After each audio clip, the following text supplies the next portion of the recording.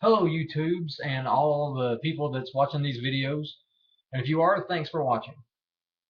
I'm going to talk today about TNA and what TNA needs to do with themselves. They need to step up the game because only thing I'm seeing in TNA is recycled WWE, WCW stories, which is proven by their viewership, which is getting lower and lower every week for some reason. WWE is the top of the food chain. We all know that. We all understand that. But in order for you to honestly take your business to the X level of taking on the WWE, you need to do a few things. One, get rid of the show being based around all the old guys that were WWE rejects or WWE retirees. That is hurting your business. I don't understand how you do not see that. Your writing style is going back to the WCW NWO invasion angle. It worked well at the time. And the reason it was working so well is because the WWE and the WCW both were fighting each other in the Monday Night Wars, and it done exceptional because you would tune into both shows on Monday night. I would flip back and forth and figure out which one was doing better that night, and I'd watch certain matches on one channel, certain matches on the other channel. TNA hasn't got a clear picture of who they are. They are either too scared to take on the WWE, but when you offer a subpar product without intricate storylines that people want to follow and people want to be part of and people get involved in, you lose your luster. The WWE isn't that great. Let's all be honest about this. WWE isn't super awesome, spectacular. They haven't been for a while because they're lazy. They're getting lazy with their writing skills. They're getting lazy with their pay-per-views. They're not building interest in anybody that you really want to watch. You know, you watch a few matches. Honestly, I think the Shield has been the saving grace of the WWE for the last year because that's an interesting storyline and they are actually a force to be reckoned with. TNA has the Aces and Eights. I kind of like the story of Aces and Eights. I understand biker mentality. I understand biker gangs, but I don't think that they are implementing it properly. They're still going back to the old NWO invasion angle, which hurts them. We've seen it before.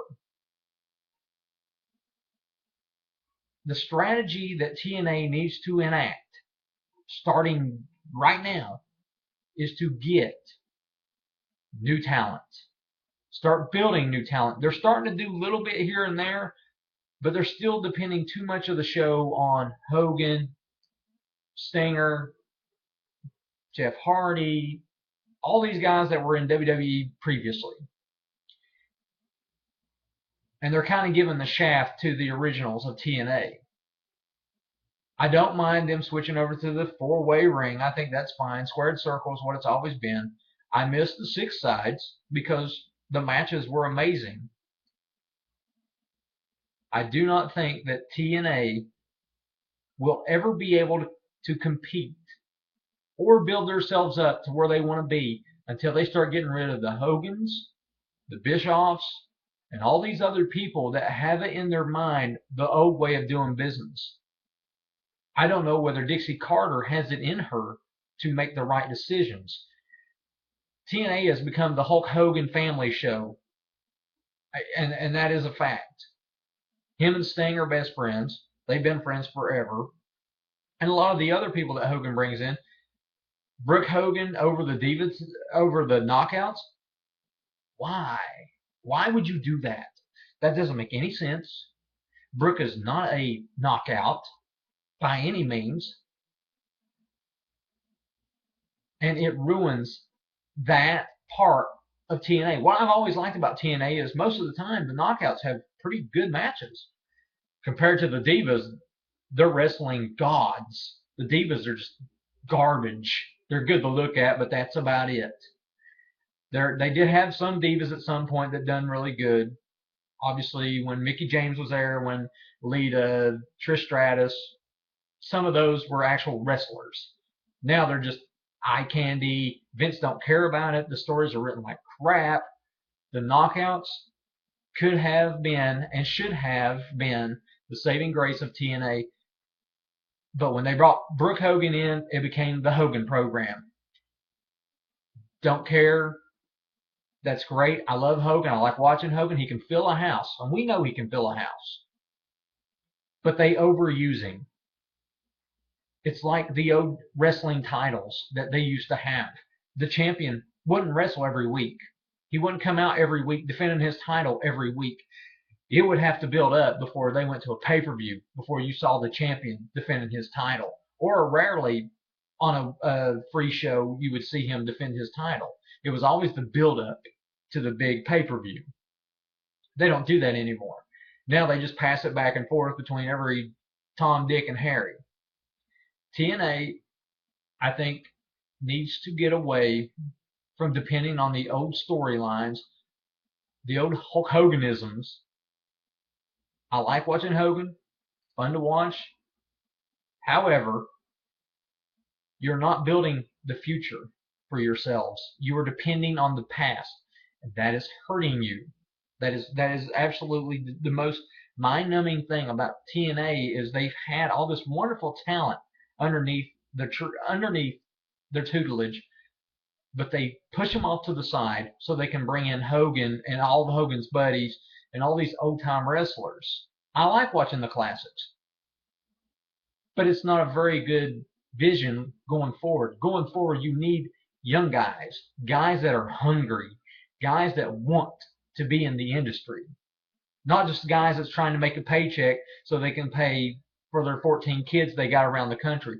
They need a vision. Paul Heyman said it right. If TNA was intelligent, they would pull Paul Heyman as hard as they could away from the WWE and listen for his advice. Don't give him the paycheck. Don't give him the free reign to do whatever he wants, but follow his tutelage as far as the ideas for your business. He's got it right. Whether anybody in the WWE or TNA likes it or not, Paul Heyman's got it right. You have to build the future of the brand today, not in the future. Because when you wait for that future, you've already lost ground that you can make up today. The writing style needs to change. I do like some of the directions that they go with sometimes, but it's like WWE. There's hits and misses. And unfortunately, TNA is not getting to the level that they want to get to because there's a lot more misses than hits. A lot of people don't like the aces and eights. I'm fine with it. I don't have a problem with it. I think there needs to be more involvement into that story, but there needs to be legitimate wrestling that happens so that the story and the characters look more menacing. It's like D'Lo Brown, one of my favorite. Hey, I love AC Connors, great wrestler. He was great in the WWE, but then again, that's the problem. He was WWE. Like a lot of the guys there, they're old WWE people. If I want to watch WWE, I'm going to watch WWE. I want to watch another organization for people I don't see normally, for matches that you would never normally see. TNA needs to get away from Hogan. Keep him on as the general manager and only have him come out and announce matches or blah, blah, blah, whatever, the storyline. But when you totally base your entire program around Hulk Hogan, what happens when Hogan's not there? Your product goes down the toilet. Your product goes straight to the shitter, and it's your fault because you designed your whole program around one person or one faction. Aces and eights, I think, is that problem is because there's a lot of matches that involve them, and I think Taz doing the whole TNA talking points is stupid.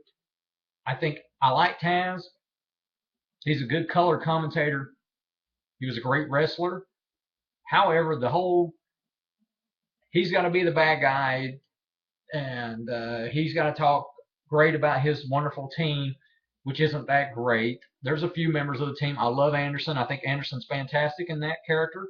I think Bully Ray's fantastic. Don't care about Bischoff or don't care about Briscoe. Big deal.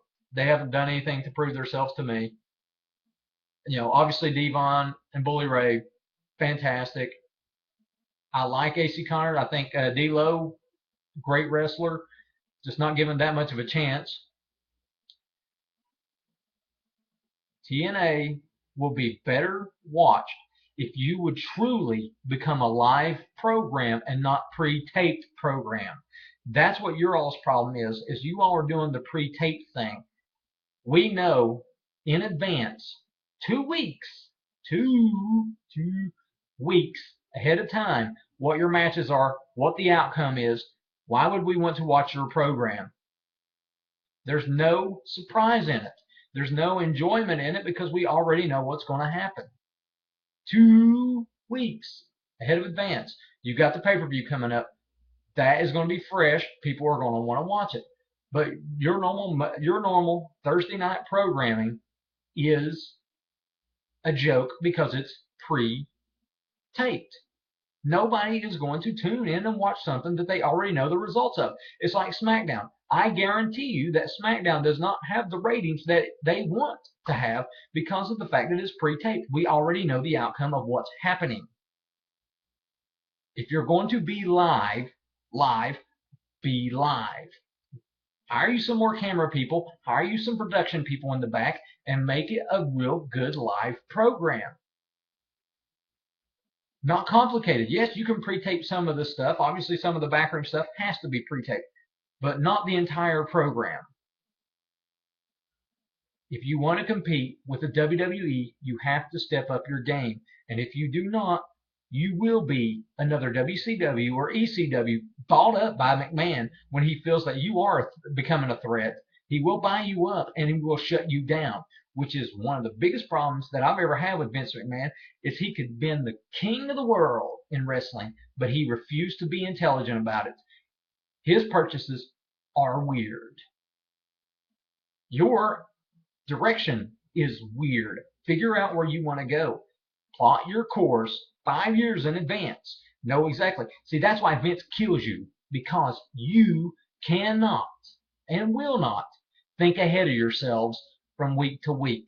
Vince knows years in advance what he wants done, what the storyline is, and how to go backwards from it. That's why he is successful, and you are failing to reach that level.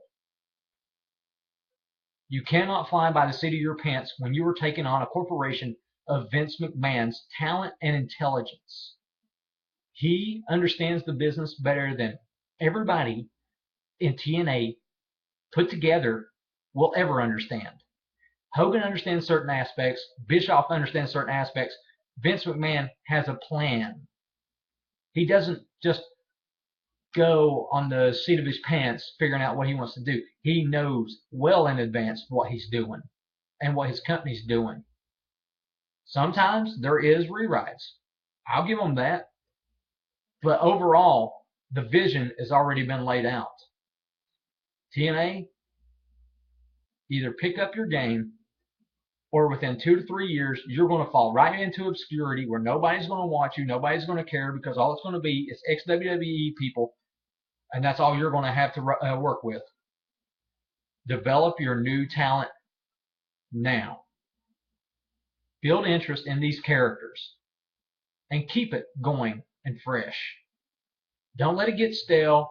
Don't do like WWE does anymore and promote somebody to the top of the heap and then shove them off the top of the heap as soon as they get to the top. That's stupid.